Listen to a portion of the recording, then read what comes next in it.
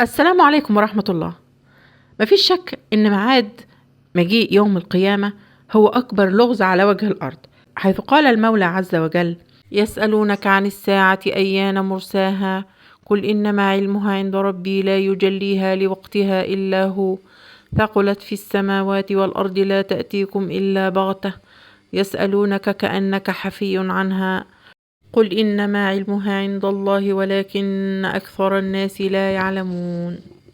إذن لا يعلم الساعة إلا الله، ولشدة عظمة هذا اليوم جعل الله له علامات تسبقه، فنشوف التغيرات اللي حصلت في الأيام السابقة هل هي من علامات يوم القيامة، وأحاديث الرسول اللي قالها من أكتر من 1400 سنة عن الأحداث والأيام ديت. ومفيش شك صدمة زلزال تركيا وسوريا مش هتمر علينا كده مرور الكرام، وده لأننا بشر بنربط الأحداث وكل الظواهر الطبيعية اللي حاصلة الأيام دي بالزلزال، وده بيكون صحي في بعض الأحيان علشان ننتبه وناخد حذرنا ونجتهد في إرضاء الله والتضرع إليه ونبعد عن ما يغضبه، ويبقى قدامنا فرصة للرجوع قبل فوات الأوان، لأننا بنربط كل الأحداث دي بقيام الساعة.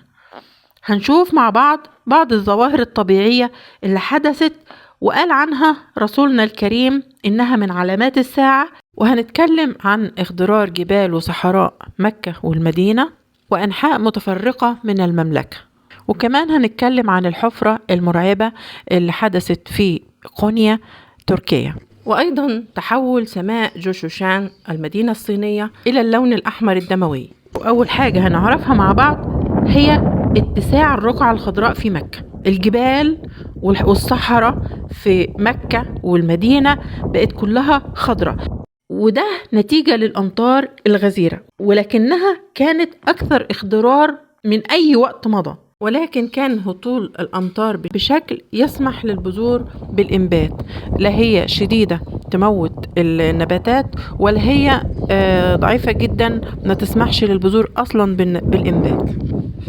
وفي الموضوع ده ربنا سبحانه وتعالى قال: إنما مثل الحياة الدنيا كماء أنزلناه من السماء فاختلط به نبات الأرض مما يأكل الناس والأنعام حتى إذا أخذت الأرض زخرفها وزينت.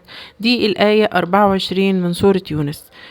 وفي هذا الصدد قال رسول الله صلى الله عليه وسلم: لا تقوم الساعة حتى يكثر المال ويفيض، حتى يخرج الرجل بزكاة ماله فلا يجد أحدا يقبلها منه، وحتى تعود أرض العرب مروجا وأنهارا.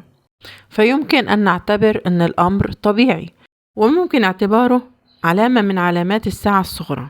والأمر الثاني هو كثرة الزلازل في شتى بقاع الأرض واحتمال حدوث الزلازل باستمرار. أول الزلازل كانت زلزال تركيا وسوريا، وكان فيهم أكتر من زلزال بعد كده، والزلزال اللي حصل في السويس، والزلزال اللي حدث على المناطق الحدودية بين طاجكستان والصين، وغيرهم من الارتدادات والانشقاقات والفوالق في عدة أماكن من مختلف بلاد العالم. وكتر الزلازل بتعد علامة من علامات الساعة الصغرى واللي شايفينها الوقت. عن أبي هريرة رضي الله عنه أن رسول الله صلى الله عليه وسلم قال: لا تقوم الساعة حتى يقبض العلم وتكثر الزلازل ويتقارب الزمان وتظهر الفتن ويكثر الهرج وهو القتل حتى يكثر فيكم المال فيفيض. رواه البخاري. ويتقارب الزمان يعني تقل بركته وتذهب الفايدة بتاعته. وأيضا قال رسول الله صلى الله عليه وسلم: بين يدي الساعة موتان شديد وبعده سنوات الزلازل. رواه أحمد.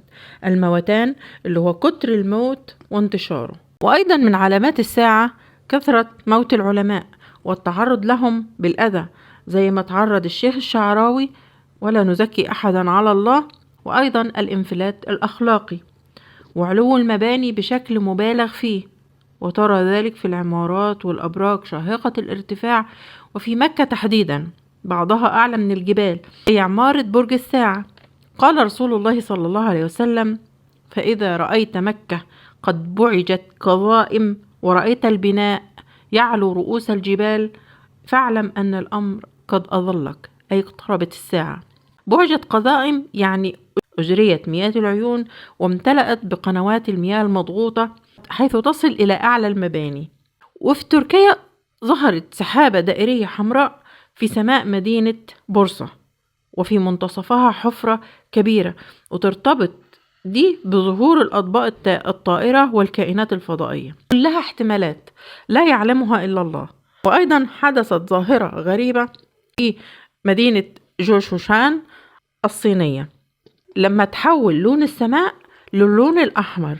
البعض قال إنها نار جاية من وسط البحر، لكن التفسير العلمي قال نتيجة لتشكل طبقات من الضباب الكثيف على مستويات قريبة من الأرض، ولما بتمر أشعة الشمس من خلال الطبقات ديت بتعمل على تشتت أشعة الشمس، وخصوصا اللي ألوانها أحمر أو برتقالي، فبتظهر السماء باللون ده.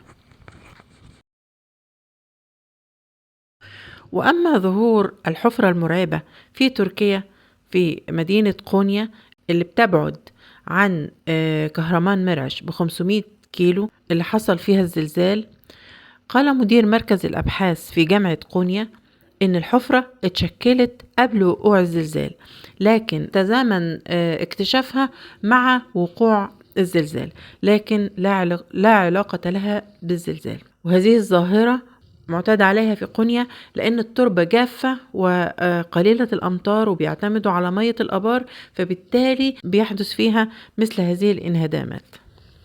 ممكن تكون من أثر الهزات الأرضية المتتالية بتخلي الأرض تفقد قوتها أو تفقد أجزاء من قوتها فتنهار في هذه الأجزاء. إذن كل التحاليل والتفاسير لكل الظواهر اللي بتحصل ممكن نعتبرها حاجات طبيعية جدا، وممكن نعتبرها علامة من علامات قيام الساعة. وليه بنستنى قيام الساعة؟ علشان يصيبنا الرعب والخوف. طيب ما هو البني آدم إذا مات فقد قامت قيامته، فلنرجع إلى الله. ظهرت علامات الساعة أو لم تظهر. وقبل ده كله ربنا سبحانه وتعالى قال اقتربت الساعة وانشق القمر وإن يروا آية يعرضوا ويقولوا سحر مستمر. إذن علامات الساعة بدأت من أيام بعثة رسول الله صلى الله عليه وسلم، وتلاها انشقاق القمر ومعجزات الرسول صلى الله عليه وسلم، كل دي من علامات الساعة. وقبل ده كله كانت بعثة نبينا محمد صلى الله عليه وسلم من علامات الساعة، حيث قال بعثت أنا والساعة كهاتين وأشار بإصبعيه. وعلامات الساعة الصغرى تظهر لنا إلى يومنا هذا واحدة تلو الأخرى، فهي ممكن تكون بكرة، ممكن تكون بعد 1,000,000 سنة، علمها عند الله. ولكن ما يقال عند حدوث الزلازل أو الكسوف أو الرياح الشديدة أو الفيضانات نتضرع إلى الله ونكثر من ذكره واستغفاره، كما قال رسول الله صلى الله عليه وسلم فإذا رأيتم ذلك فافزعوا إلى ذكر الله ودعائه واستغفاره، متفق عليه. اللهم استر عوراتنا وآمن روعاتنا وآمنا في أوطاننا واجعل هذا البلد آمنا سخاء رخاء وسائر بلاد المسلمين. اللهم إنا نعوذ بك من الخوف إلا منك، ومن الفقر إلا إليك، ومن الذل إلا لك، ونعوذ بك من عضال الداء ومن شماتة الأعداء ومن السلب بعد العطاء.